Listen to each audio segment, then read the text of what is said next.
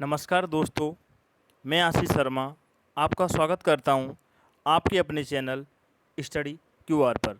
तो दोस्तों, मैं आज आपके लिए पॉलिटी से संबंधित एक टॉपिक लेके आया हूं जिसका नाम है राजद्रोह और देशद्रोह। तो दोस्तों, आज हम राजद्रोह को समझेंगे, फिर देशद्रोह को समझेंगे कि इनकी परिभाषाएं क्या हैं, इनका सामान्य अर्थ क्या है और इनका वैधानिक अर्थ क्या है। इसके अलावा क्या इन्हें अपराध माना गया है या नहीं माना गया है। तो आज हम इस पर विस्तृत चर्चा करेंगे।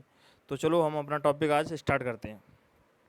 सबसे पहले राजद्रोह। तो दोस्तों, राजद्रोह का सबसे पहले हम सामान्य अर्थों में समझेंगे कि राजद्रोह होता क्या है। तो जैसा कि आप स्क्रीन पर देख पा रहे हैं दोस्तों, राजद्रोह का सामान्य अर्थ है सरकार के प्रति बल अथवा हिंसा का प्रयोग करना। अर्थात कोई भी व्यक्ति सरकार के प्रति यदि बल अथवा हिंसा का प्रयोग करता है तो वह राजद्रोह माना जाएगा। ठीक है। वहीं दूसरी तरफ देशद्रोह, जिसका सामान्य अर्थ होता है देश की संप्रभुता, देश की एकता और देश की अखंडता को क्षति पहुंचाना अथवा उस पर हमला करना देशद्रोह कहलाता है।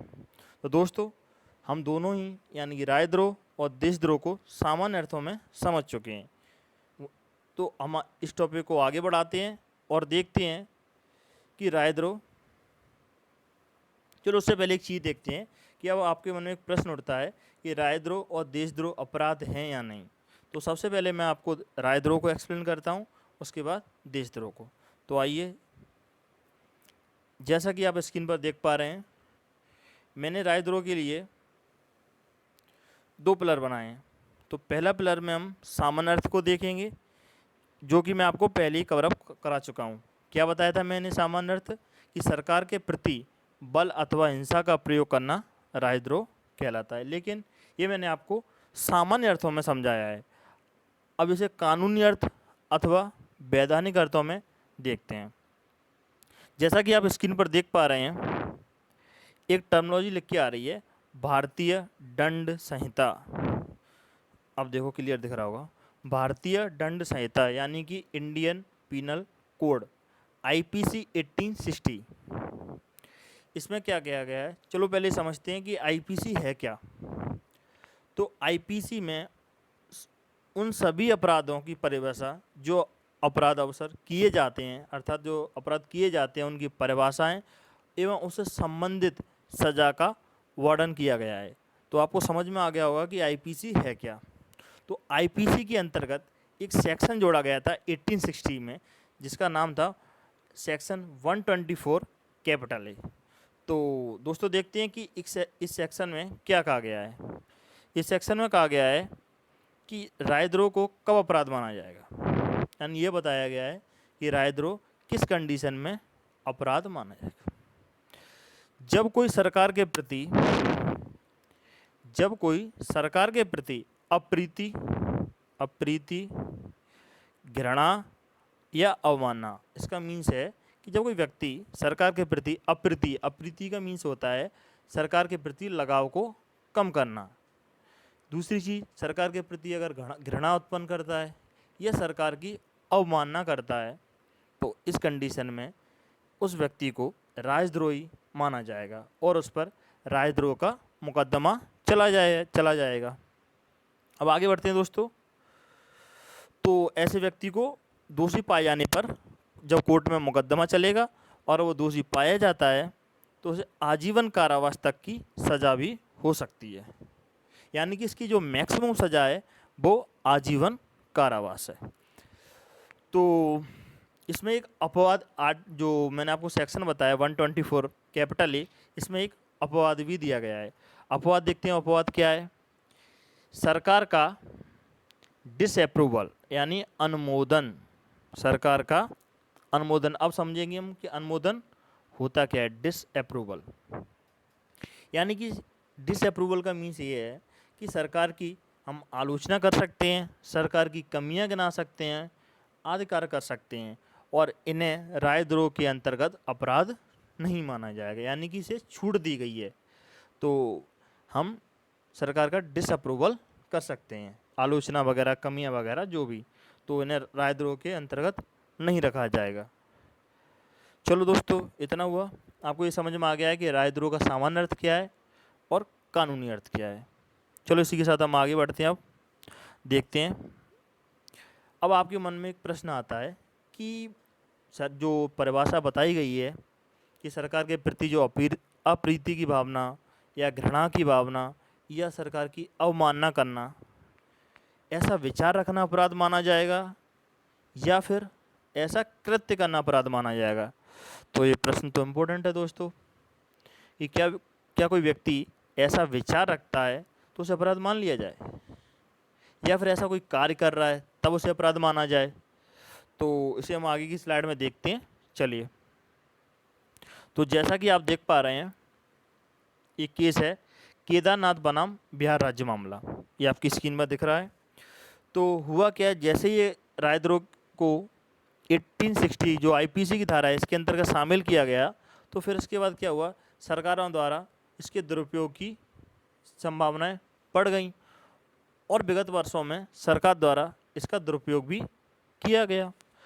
तो लोगों द्वारा क्या किया गया कि जनहित याचिकाएं, यानी पीआईएल बोलते हैं जिसे, वो सुप्रीम कोर्ट में दायर की गईं और सुप्रीम कोर्ट ने समय समय पर इसके ऊपर निर्णय दिया। लेकिन सबसे जो इम्पोर्टेंट निर्णय था सुप्रीम कोर्ट का, वो था केदारनाथ सिंह बनाम बिहार राज्य मामला, जो था 1962।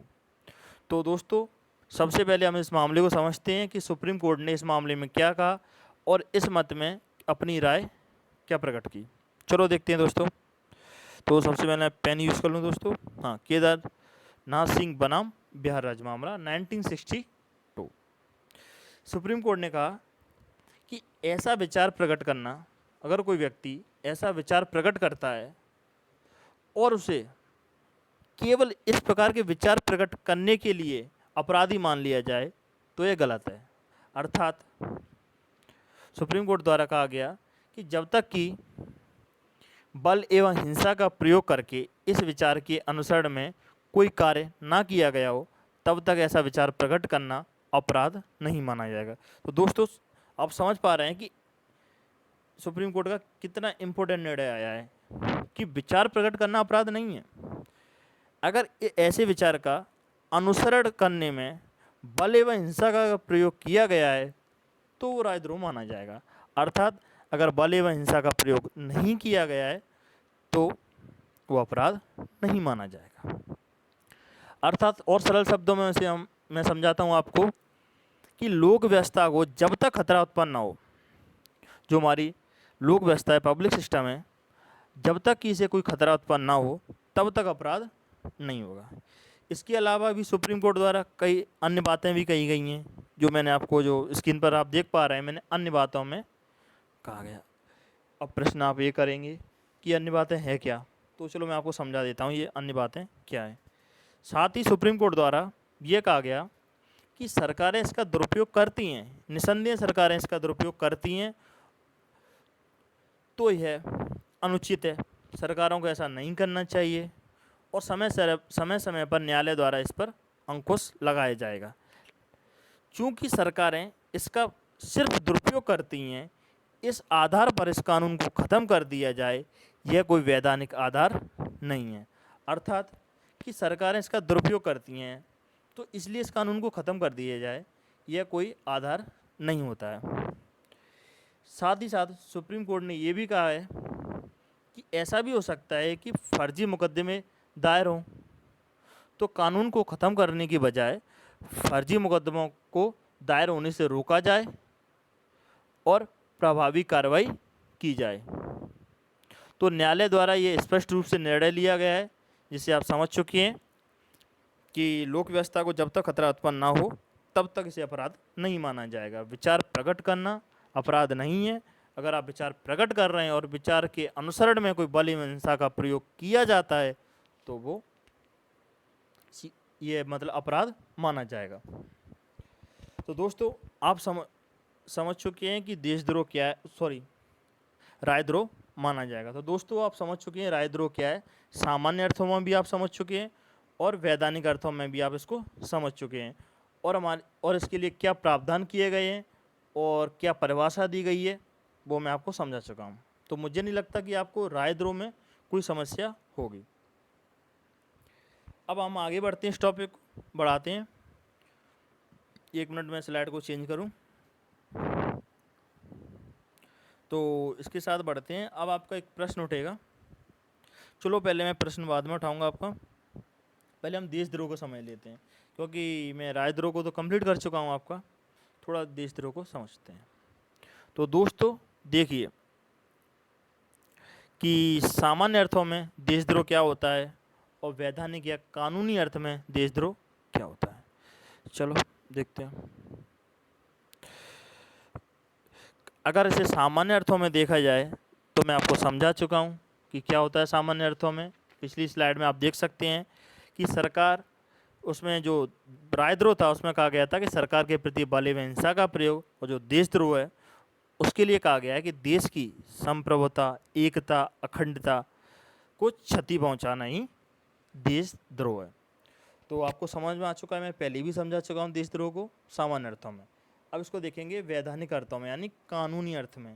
तो सबसे बड़ी बात, आपको आश्चर्य होगा आपको कि कानून में से परिभाषित ही नहीं किया गया है, यानी कि देशद्रोह जैसी चीज़ कानून के अंदर है ही नहीं।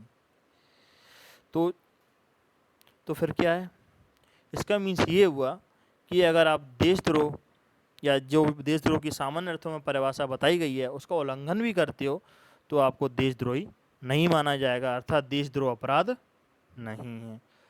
अब दोस्तों अब क्या होगा, आपके मन में एक बड़ा प्रश्न आ रहा होगा कि अगर हम देश की संप्रभुता, एकता और अखंडता पर कोई क्षति पहुंचाते हैं या उस पर कोई हमला करते हैं तो इसका मीन्स हमको कोई सजा ही नहीं मिलेगी, ये जो व्यक्ति ऐसा कर रहे हैं उनको कोई सजा ही नहीं मिलेगी। तो बहुत बड़ा प्रश्न है, इसे हम आगे की स्लाइड में देखते हैं। चलो दोस्तों हम आगे बढ़ते हैं। अगला पेज आप जैसा कि स्क्रीन पर देख पा रहे हैं, ये आपका प्रश्न है, देशद्रोह करने वाले लोगों को सज़ा नहीं दी जाती है क्या? तो उसे हम क्लियर करते हैं आपको कि सज़ा दी जाती है। अब आपका प्रश्न ये उठेगा कि अभी आपने बताया था कि देशद्रोह अपराध नहीं है और उसके लिए सज़ा नहीं दी जाती है, फिर आप कैसे कह रहे हो अभी कि देशद्रोह के लिए सज़ा दी जाती है? तो मैं आपको क्लियर करता हूँ कि कैसे देशद्रोह के लिए सज़ा दी जाती है। चलो आगे बढ़ते हैं। देशद्रोह के लिए इस आधार पर सज़ा नहीं दी जाएगी कि संबंधित व्यक्ति ने देशद्रोह किया है, तो फिर सज़ा कैसे दी जाएगी? बल्कि आईपीसी, जो कि आपको मैंने बताया था, भारतीय दंड संहिता में अलग अलग अपराध के लिए अलग अलग सज़ा, अलग अलग परिभाषाएं दी गई हैं और उससे संबंधित सज़ा के प्रावधान दिए गए हैं। यानी संबंधित व्यक्ति ने जैसे कि कोई हिंसा की है तो हिंसा के लिए जो अपराध आईपीसी में वर्णन है उसके तहत जो सज़ा है वो दी जाएगी। किसी व्यक्ति ने देश की एकता यानी देश के लिए कोई क्षति पहुंचाई है बहुत ज़्यादा, जिससे देश को नुकसान हुआ है या हो सकता है, तो आईपीसी में उसके लिए जो प्रावधान किए गए होंगे उसके तहत सज़ा दी जाएगी, ना कि उसे इस आधार पर सज़ा दी जाएगी कि संबंधित व्यक्ति ने देशद्रोह किया है। तो मुझे लगता है दोस्तों आपको ये टॉपिक क्लियर हुआ कि देशद्रोह क्या है, राजद्रोह क्या है, देशद्रोह अपराध है, इसका वर्णन समझ चुके हैं आप, और देशद्रोह के बारे में भी आप समझ चुके हैं कि देशद्रोह अपराध है या नहीं है, इसकी सामान्य अर्थ क्या है, कानून में परिभाषित है या नहीं है। तो इतना हो चुका। अब अपन समझते हैं कि अब आपका प्रश्न उठता है कि यह देशद्रोह और राजद्रोह जैसी जो अवधारणा है ये सिर्फ भारत में या फिर अमेरिका जैसे लोकतांत्रिक देशों में भी है। चलिए समझते हैं हम कि अमेरिका में इन्हें अपराध माना गया है कि नहीं माना गया है, इनकी क्या परिभाषा है अमेरिका में और इनके तहत क्या सज़ा दी गई है। तो दोस्तों हम आगे बढ़ते हैं, इसको कंटिन्यू करते हैं, ठीक है। तो मैं स्लाइड चेंज कर लूँ। तो भारत और अमेरिका में तुलना, चलो तुलना देखते हैं। वैसे मेरी आवाज़ प्रॉपर आ रही होगी, थोड़ी सी डाउन हो जाती है कभी कभी बीच में। चलो मैं देखता हूँ, एक सेकंड। हाँ चलो आ गया। अमेरिका के अंदर राजद्रोह और देशद्रोह दोनों को ही अपराध माना गया है। इसी को समझना, नोटिस करना कि अमेरिका के अंदर का राजद्रोह चाहे देशद्रोह, दोनों को ही अपराध माना गया है। जबकि भारत में सिर्फ राजद्रोह को अपराध माना गया है और देशद्रोह को अपराध नहीं माना गया है। एक चीज़ और देखते हैं स्लाइड में कि अमेरिका में राजद्रोह की जो परिभाषा है वो भारत की अपेक्षा स्पष्ट है। अब आप पूछ रहे हैं कैसे स्पष्ट है? तो जो अमेरिका में राजद्रोह की परिभाषा दी गई है वो इस तरह है कि सरकार के विरुद्ध कोई कार्य करना, जैसे सरकार को बलपूर्वक उखाड़ फेंकना या सरकार का बलपूर्वक विरोध करना या कानून को बलपूर्वक लागू होने से रोकना या किसी भी कानून को बलपूर्वक लागू करने में देरी करवाना या फिर सरकारी संपत्ति पर कब्जा करना अर्थात बलपूर्वक कब्जा करना, ये सब सरकार के विरुद्ध कार्य माने जाएंगे और इन्हें राजद्रोह के अंतर्गत अपराध घोषित किया गया है। तो दोस्तों, आपको ये समझ में आ गया कि यूएसए में राजद्रोह को किस तरह परिभाषित किया गया है और इसे अपराध माना गया है। बस भारत के और यूएसए के राजद्रोह में की परिभाषा में एक अंतर है कि यूएसए में परिभाषा को भारत की अपेक्षा अधिक स्पष्टता दी है।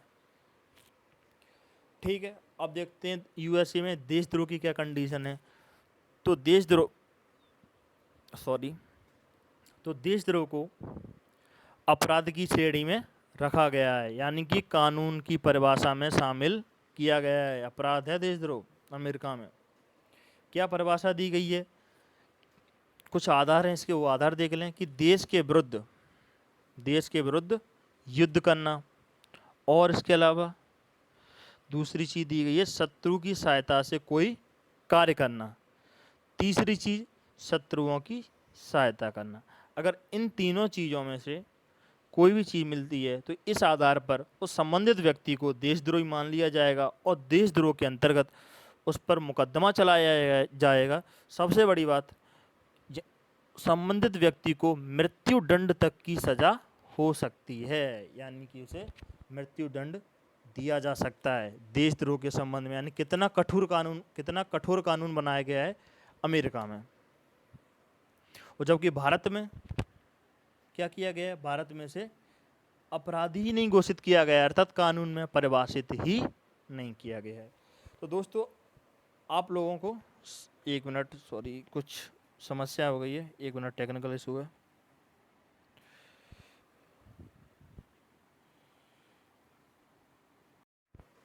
तो दोस्तों, अब हम इसकी समीक्षा करते हैं कि भारत में इसके लिए क्या होना चाहिए।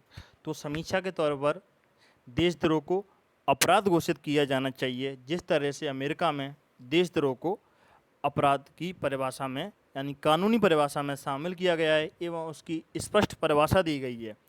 ऐसे ही भारत में संसद द्वारा कानून निर्मित किया जाना चाहिए और देशद्रोह की स्पष्ट परिभाषा दी जानी चाहिए और उसके अंतर्गत जो अपराध किए जा रहे हैं वो देशद्रोह के आधार पर सज़ा का प्रावधान किया जाएगा। धन्यवाद दोस्तों। मुझे उम्मीद है कि आपको ये पूरा टॉपिक अच्छे से समझ में आया होगा और मैं प्रयास करूँगा कि आपको आगे भी अच्छे वीडियो देता रहूँ। तो दोस्तों, कल मिलते हैं एक नए लेक्चर के साथ। जय श्री कृष्णा। धन्यवाद।